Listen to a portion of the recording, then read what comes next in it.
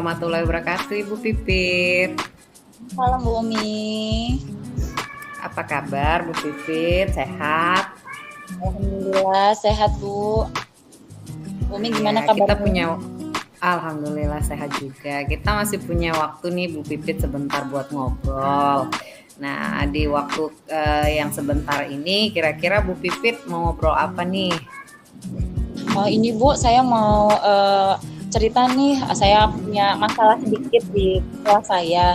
Nah, di kelas saya itu ada satu anak yang dia itu nggak fokus Bu kalau belajar. Jadi dia itu nggak mau Bu main sama temennya ketika jam pembelajaran. Dia itu lebih mau main sendiri di luar gitu, nggak mau masuk kelas. Jadi ada anaknya Bu Pipit di kelasnya Bu Pipit ini nggak mau belajar malah main sendiri gitu ya Bu Pipit ya. Ya betul Bu. Nah, sesudah kita ngobrol nanti nih Bu Pipit, di akhir obrolan kita kira-kira Bu Pipit punya harapan apa nih dari obrolan kita ini? Ya, harapan saya setelah kita ngobrol-ngobrol ini, saya mendapatkan solusi. Saya bisa mendapatkan solusi untuk bagaimana sih caranya biar anak ini mau ikut belajar bersama-sama temannya di dalam kelas dan ikut main bersama temannya. Seperti itu Bu, harapan saya. Ya, jadi Bu Pipit berharap nanti sesudah sesi kita ngobrol ini Bu Pipit punya solusi lah ya untuk mengatasi masalah anak Bu Pipit yang nggak mau belajar di kelas gitu ya Bu Pipit ya. Betul Bu. Nah sekarang kira-kira nih Bu Pipit dari skala 1 sampai 10 anaknya Bu Pipit yang menjadi permasalahan obrolan kita hari ini skalanya ini ada di skala berapa nih Bu Pipit? Skalanya di angka 5 sih Bu untuk saat ini. Di angka 5. Harapan Bu Pipit sesudah ngobrol ini kita kan cari solusi nih. Nah Bu Pipit punya harapan skala itu naik akan jadi skala berapa nih Bu Pipit? Saya sih maunya setelah kita ngobrol-ngobrol ini anak tersebut naik skalanya menjadi 7 Bu. 7. Jadi Bu Pipit berharap nanti sesudah ngobrol ini kita dapat Bu Pipit dapat solusi yang sehingganya nanti skala anak tersebut bisa dinaikkan jadi 7 gitu ya Bu Pipit ya. Nah, menurut Bu Pipit nih, apa sih yang Bu Pipit bisa lakukan untuk merubah si anak ini untuk anteng di dalam kelas, paling tidak mengikuti kegiatan pembelajaran seperti kawan-kawannya yang lain gitu. Mungkin salah satu kegiatan yang bisa saya lakuin itu yang pertama itu mungkin saya menghubungi dulu orang tuanya Bu ya. Saya ngajak ngobrol dulu orang tuanya bahwa anaknya ini seperti ini di sekolah dan sebelumnya saya pernah ngobrol dengan orang tua anak tersebut bahwa memang anak tersebut itu kalau di kelas nggak mau Bu gabung sama temennya, maunya sendiri. Terus ketika jam pembelajaran dia juga nggak mau di dalam kelas, malah main sendiri gitu. Nah dari obrolan itu saya mendapatkan kesimpulan bahwa anak ini kalau di rumah ternyata dia nggak pernah main di luar Bu. Ternyata dia dikurung di rumah sama ibunya, main cuma sama ibunya aja, nggak pernah main sama teman-teman yang ada di lingkungan rumahnya. Seperti itu Bu. Oh jadi Bu Pipit ini sebetulnya sudah pernah ngobrol gitu ya sama orang tuanya dan Bu Pipit tahu kalau si anak ini memang sukanya di rumah dan jarang keluar gitu ya Bu Pipit ya. Betul Bu. Nah sesudah Bu Pipit tahu nih alasan anak tersebut berperilaku seperti itu, kira-kira apalagi nih Bu Pipit yang akan dilakukan Bu Pipit untuk tindak lanjut dari itu? Mungkin untuk selanjutnya setelah saya ngobrol dengan ibunya dan saya sudah tahu bahwa anak ini memang nggak pernah main keluar. Nah, yang untuk solusi yang kedua, saya akan melakukan pendekatan secara personal Bu kepada anak tersebut. Nah, kemudian selain itu, setelah melakukan pendekatan secara personal, nanti saya akan tahu apa sih sebenarnya alasannya dia nggak mau bergabung dengan teman-temannya itu. Seperti itu Bu untuk yang pertama. Berarti Bu Pipit juga akan melakukan pendekatan ke si anak ya supaya paling tidak anak itu mau berubah gitu ya Bu Pipit ya. Nah kira-kira pendekatan yang seperti apa nih yang bakal Bu Pipit lakukan ke si anak? pendekatan yang akan saya lakukan mungkin ketika anak itu sedang sendiri, anak itu sedang sendiri, saya akan ngajak ngobrol Bu. Saya akan ajak tanya kenapa sih kok nggak mau main sama teman-temannya, padahal main sama teman-teman itu asik loh, seru, banyak temannya, seperti itu Bu. Nanti ketika selain itu juga setelah saya ngobrol ke anak itu, saya juga akan memberikan pengertian kepada teman-temannya Bu, untuk ngajak si anak ini untuk ikut main bersama teman-teman yang lain. Gitu Bu. Untuk Jadi Bu Pipit nanti juga akan meminta kawan-kawannya untuk mengajar si anak bermain bareng gitu ya Bu Pipit ya. Ya Bu, betul Bu. Kapan nih kira-kira Bu Pipit mau mulai rencana Bu Pipit ini? Mungkin saya akan mulai dalam waktu dekat ini ya Bu ya. Mungkin untuk mulai besok Bu, saya akan mulai melakukan pendekatan kepada anak itu dulu. Melakukan pendekatan, saya akan mencari tahu apa penyebabnya, dan kemudian setelah itu untuk keesokan harinya setelah saya tahu penyebabnya, untuk di hari Senin saya akan melihat bagaimana responnya. Jika memang anak itu masih seperti itu, maka saya akan meminta bantuan kepada teman-temannya untuk mengajak si anak ini bermain bersama-sama. Seperti itu.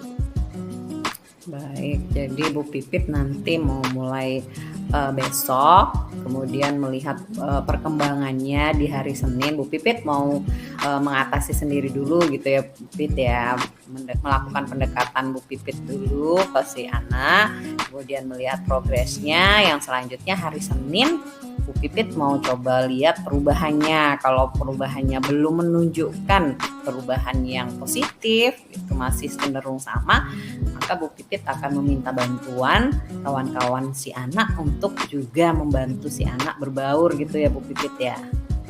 Betul Bu, seperti itu.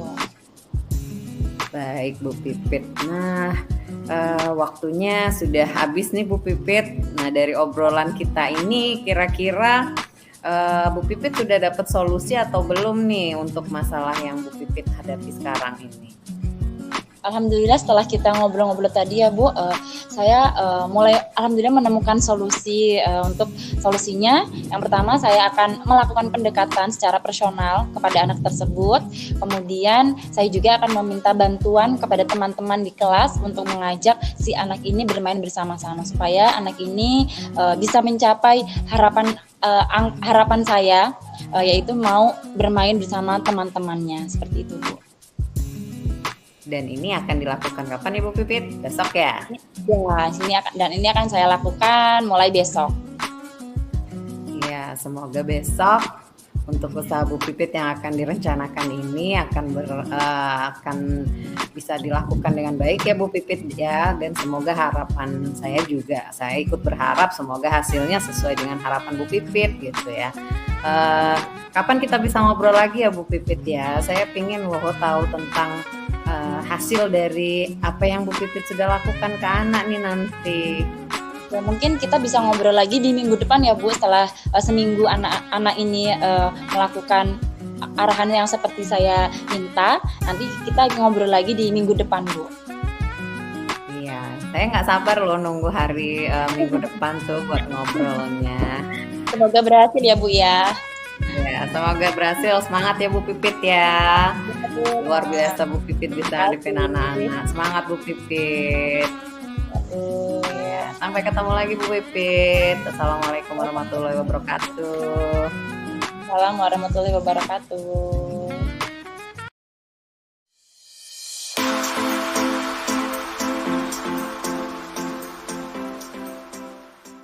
Assalamualaikum Bu Umi. Waalaikumsalam warahmatullahi wabarakatuh Bu Pipit. Wah, bagaimana nih Bu Umi kabarnya hari ini? Alhamdulillah hari ini saya merasa seger, tapi ya agak capek sedikit. Oh gitu. Bu Umi terima kasih ya hari ini sudah meluangkan waktu untuk kita bisa ngobrol-ngobrol bareng. Nah kira-kira nih Bu Umi, dari pertemuan kita hari ini, kira-kira Bu Umi mau bercerita tentang apa nih? Apa ya Bu Pipit ya, kayaknya saya itu pingin cerita tentang anak saya deh sama Bu Pipit. Oh gitu. Jadi hari ini pertemuan kita hari ini Bu Umi mau bercerita tentang anaknya Bu Umi ya. Nah kira-kira ada masalah apa ini Bu dari anaknya Bu Umi?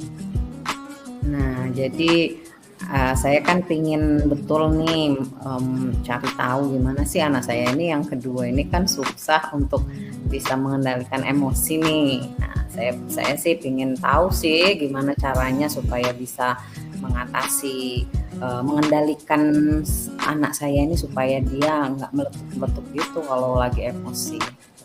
Oh gitu. Jadi Bu Umi hari ini anak Umi yang mengendalikan emosi ya Bu ya. Nah jadi emang gimana sih Bu Umi itu kalau lagi emosi itu emang seperti apa sih Bu?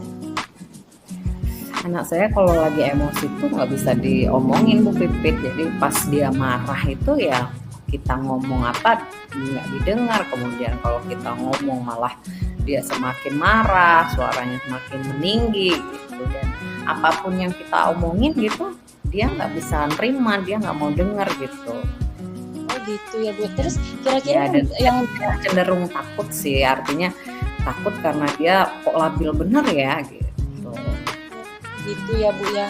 Kira-kira Bu yang bikin anak Bu Umi marah ini kenapa sih Bu? Anak saya marah nih macam-macam Bu Pipit. Jadi dia itu bisa hanya gara-gara nggak dituruti apa yang dimau dia, atau gara-gara tersinggung, atau gara-gara merasa dibohongi gitu. Dia bisa marah betul sampai kadang-kadang dia sendiri napasnya tuh kedengeran tuh karena dia berusaha untuk mengendalikan emosinya, cuman kelihatan betul kalau mukanya merah, napasnya terengah-engah gitu. Nah, saya cenderung kaget sih, loh kok bisa begini ya ini anak nih gitu. Oh, jadi kalau anak Bu Umi marah sebenarnya karena dia merasa dibohongi gitu jadi marah gitu ya Bu ya. Nah, jadi dari cerita Bu Umi ini nih, nah sebenarnya yang Ibu Umi harapkan itu anak Bu Umi seperti apa sih Bu? Saya sih berharap anak saya ini kalau marah ya dia meluapkannya itu nggak secara fisik ya, artinya ya fisik oke lah, tapi nggak terlalu menakutkan gitu sampai pukul biasanya, atau sampai nendang-nendang. Nah gitu, saya pinginnya sih berharapnya dia bisa menahan emosi ya, paling nggak hanya sekedar omongan yang sebentar sudah itu sudah reda emosinya gitu, seperti anak saya yang lainnya gitu. Gitu. Nah, jadi dari skala 1 sampai 10 nih. Nah, anak Bu Umi itu pengennya anak Ibu Umi itu sekarang ada pada level berapa Bu dari harapan Bu Umi? Kalau anak saya sekarang sih saya anggap level kemampuan mengontrol emosinya itu masih di level 3 sih Bu Pipit, karena memang untuk umur anak saya itu masih belum sama sekali kelihatan mampu untuk kontrol ya. Jadi menurut saya di level 3 lah. Kalau sebenarnya harapan Bu Umi itu anak Bu Umi ada pada level berapa untuk mengendalikan emosinya? Kalau saya berharapnya sih anak saya bisa berubah, paling tidak dia untuk umurnya sekarang dia bisa mengendalikan emosinya itu di level 6 atau 7 begitu. Gitu. Jadi Bu Umi pengennya anak Bu Umi itu ada pada level 6 sampai 7 gitu ya Bu ya? Iya, saya ingin betul supaya merubah dia itu supaya di level itu gitu. Nah, untuk mencapai level itu nih Bu, kira-kira apa yang bisa Bu Umi lakukan untuk supaya anak Bu Umi itu bisa mencapai level yang sesuai dengan harapan Bu Umi? Apa ya Bu Pipit ya, sebetulnya sih saya itu sudah pernah nyoba beberapa cara gitu, cuma belum kelihatan hasilnya. Jadi yang sekarang ini sih saya kira mungkin saya bisa melakukan pendekatan secara fisik kali ya, karena memang ini yang belum saya coba ke anak saya itu. Jadi selama ini saya hanya ngomong aja, marah, bahkan kadang saya marah-marah. Saya sudah nyoba dua teknik yang berbeda sih, dengan cara pelan dan cara yang keras gitu. Keras dalam artian saya marah, dan pelan saya ajak ngobrol dari hati ke hati. Ternyata tapi nggak ada perubahan gitu. Nah mungkin menurut saya sih saya perlu coba untuk ngobrol dari hati ke hati, tapi juga diikuti dengan sentuhan fisik gitu. Oh, jadi rencananya Bu Umi untuk supaya anak Bu Umi itu bisa mencapai level yang Bu Umi harapkan itu, berarti Bu Umi akan melakukan pendekatan ya Bu ya. Setelah itu ngobrol secara personal dan melakukan sentuhan dengan anak Bu Umi. Seperti itu ya Bu ya. Iya, jadi karena memang anak saya nampaknya sih yang keduanya agak beda gitu. Di umurnya yang sekarang kelas 5 aja, dia masih suka dipeluk, dia masih suka dicium gitu. Jadi mungkin saya akan coba yang itu. Oh gitu. Nah, kira-kira Bu Umi kapan nih Bu Umi mau mulai melakukan hal tersebut? Kapan ya Bu Pipit ya? Saya kira nanti malam itu kayaknya dia punya acara TV favorit nih yang bakal kami biasanya kalau nonton TV bareng-bareng tuh kami sembari tiduran di depan TV gitu. Jadi kemungkinan sih pas waktu jeda iklan itu bisa saya matikan dulu atau saya mute tuh si TV. Nah terus saya bakal ngobrol nih sama si anak saya ini sambil saya peluk mungkin atau sambil saya cium mungkin sih nanti malam ini Bu Pipit. Berarti Bu Umi mau mulai melakukan rencana Bu Umi ini untuk anak Bu Umi itu nanti malam ya Bu ya? Iya, saya coba. Oke. Ya, nah gimana nih Bu Umi setelah kita ngobrol-ngobrol hari ini, apakah Bu Umi sudah mendapatkan solusi dari masalah Bu Umi? Iya, alhamdulillah sesudah ngobrol dengan Bu Pipit hari ini sih menurut saya solusi yang perlu saya coba nih untuk mengatasi masalah ini yaitu membantu anak saya untuk mengendalikan emosinya mungkin yaitu dengan cara menasehati dia, tapi juga sekaligus ketika menasehati saya akan coba untuk melakukan sentuhan fisik, artinya saya peluk dia atau saya cium dia gitu. Oke, baik Bu, nggak kerasa ya kita sudah di ujung sesi percakapan kita hari ini, alhamdulillah. Nah, kira-kira kapan nih Bu kita bisa ngobrol lagi? Saya penasaran nih gimana hasil Bu Umi untuk melakukan pendekatan kepada anak Bu Umi itu. Saya penasaran banget. Kapan lagi ya Bu Pit bisa ngobrol kita? Mungkin nanti hari Rabu sore kayaknya ya kita bisa ngobrol lagi. Baik, nanti hari Rabu sore kita ketemu lagi ya Bu. Saya penasaran banget loh gimana sih hasil dari Bu Umi melakukan pendekatan dengan anak Ibu. Terima kasih ya Bu untuk waktunya hari ini. Iya, terima kasih Bu Pipit sudah membantu saya untuk menemukan beberapa hal yang patut nih untuk saya coba. Terima kasih sekali ya Bu Pipit ya. Bu, sampai bertemu kembali Bu. Assalamualaikum. Ya, waalaikumsalam warahmatullahi wabarakatuh.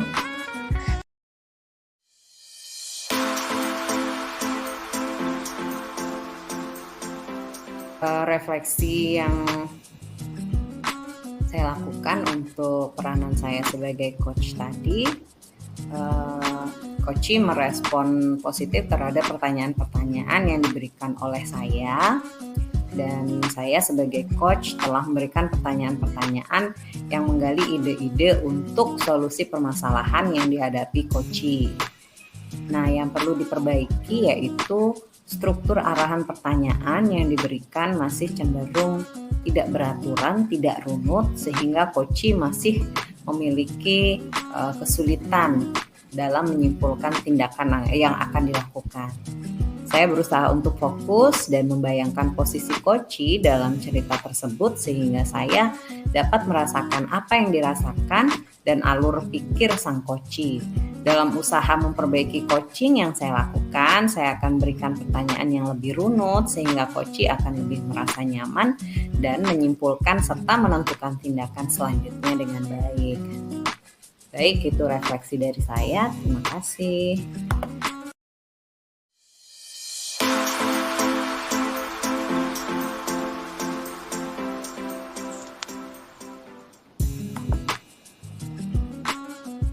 Umpan balik setelah saya melakukan coaching, saya sebagai coach merasa sangat senang dalam menceritakan permasalahan yang saya hadapi.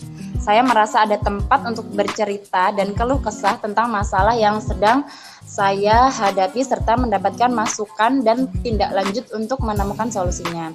Selama melakukan coaching, saya merasakan kekhawatiran dan masalah yang saya hadapi berkurang ketika saya menceritakan permasalahan yang saya hadapi.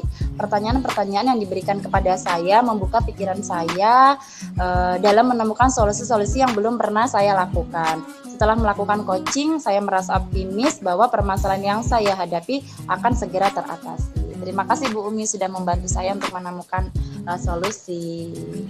Sama-sama Bu Pipi.